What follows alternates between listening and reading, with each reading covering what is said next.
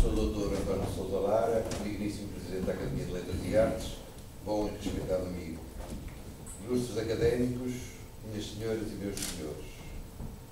Cabe-me a honrosa, mas ingrata tarefa de me dirigir a esta Academia, nesta sessão solene, em nome dos novos académicos na categoria das letras. Ingrata tarefa por considerar ser, provavelmente, o menos merecedor desta honraria. Mas não vou fugir do desafio, nem tampouco deixar aqui e agora qualquer tipo de lição de uma sapiência que não possuo. É mistério que haja um agradecimento à direção da aula pela indigitação dos nomes hoje interessados. E as palavras que podem e devem ser aqui deixadas estão na proporcionalidade dos momentos críticos e receosos que atravessamos. Momentos de desânimo, de revolta, de enormes dúvidas sobre o nosso futuro como país e como povo. São momentos como estes em que se impõe uma intervenção mais consciente dos cidadãos, como garantia e defesa da dignidade de um país diariamente vexado na sua soberania e ludibriado pela fome desenfreada pelo poder e pela irresponsabilidade na condução de medidas que colocam diariamente Portugal na posição de mendicante. Desde sempre que as letras e as artes andaram de braço dado na crítica e na intervenção social e política. E o artista e o escritor são seres sempre angustiados na busca de uma verdade e de uma perfeição. Verdade e perfeição, que sendo conceitos algo indefinidos, são por isso mesmo sujeitos à subjetividade das opiniões pessoais. Para o artista e para o escritor conta essencialmente a sua verdade.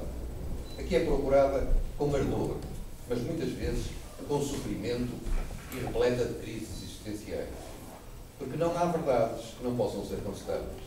Não há certezas que não se revestam de dúvidas. Não há perfeição que não mereça libertação.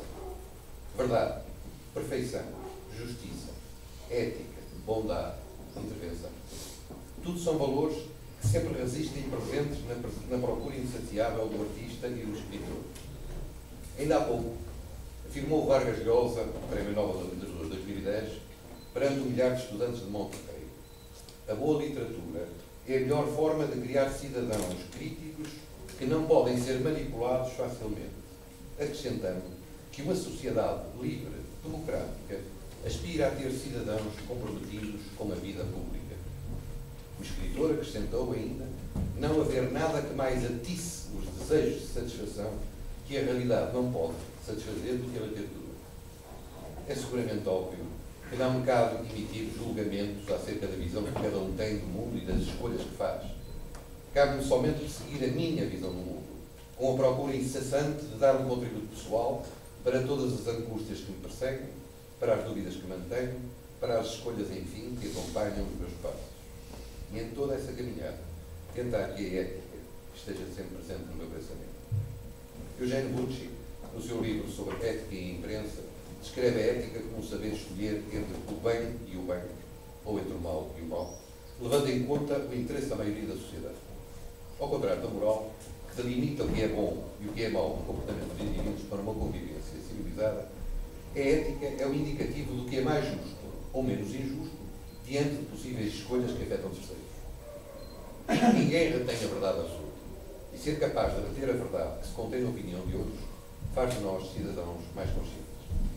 Temos que conservar a capacidade para, a todo momento, sermos capazes de admitir os erros de julgamento, termos a abertura de espírito necessária para assimilar que nada está a priori em definitivo, assente em verdades insofismáveis e imutáveis. Assim, o nosso contributo terá sido maior ou menor, consoante o que ele possa ter sido aproveitado ou venha a ser numa luta por ideais. É intencionalmente que uso o plural. Pois que na minha percepção do mundo e da sociedade que desejo, absorvo uma sensibilidade que vai muito além de simples mudanças de regimes ou de lutas políticas. É de uma verdadeira revolução que estou falando.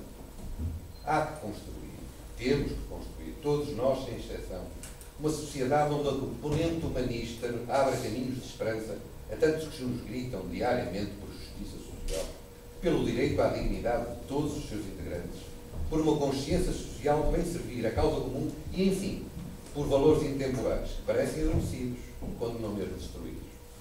Todos nós somos chamados a essa mudança, independentemente das nossas opções políticas e ideológicas. A consciência que tenho do que dei é que foi muito pouco.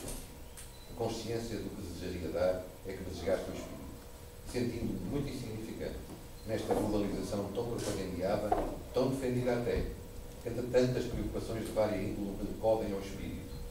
Gostaria de ver mais, muito mais. Tenho sede de uma fraternidade efetiva entre os seres humanos, sentindo uma enorme impotência perante um mundo onde a miséria humana e social são a vergonha de todos nós. Entender tudo isto, uma incapacidade total para construir algo de mais colorido e musical, onde nos possamos rever como cidadãos mais livres e felizes, é certamente um pessimismo indesejável. A sociedade tem dado passos importantes a reconhecer, mas ficarmos sensibilizados para essa consciência não nos deve inibir de querer mais, muito mais. O caminhar do homem deve ser, tem de ser, constantemente acompanhado de novas aspirações sociais, reconstruindo diariamente essa divina capacidade que nos foi dada para uma visão do infinito para o qual caminhamos, ao qual aspiramos, sem contudo sabermos perfeitamente incomóveis. Essa magnífica qualidade que acompanha intrinsecamente o espírito dos mais jovens, sempre insaciáveis na busca de uma perfeição, secularmente acompanhada da aguerrida capacidade para o inconformismo e para uma rebeldia tão necessária a um mundo em constante sobressalto, dá-me força, esperança, desejo de lutar, fome de construir mais e melhor, razão para viver. Como alguém um dia escreveu, lembremos-nos sempre, a vida não se mede pelo número de vezes que respiramos, mas pelos momentos que nos tiram o fogo. Diria como corolário de tudo que a bondade deverá acompanhar os nossos passos em busca da libertação do homem. Parafraseando alguém que me honra o sangue, deixaria esta derradeira mensagem. Peço-lhes muito que se lembrem constantemente que a bondade é a mais augusta das virtudes. Não a falsa bondade, que é a fraqueza e pusilanimidade, mas a bondade consciente, forte e viril, que é fonte de toda a socialidade e da honestidade de proceder.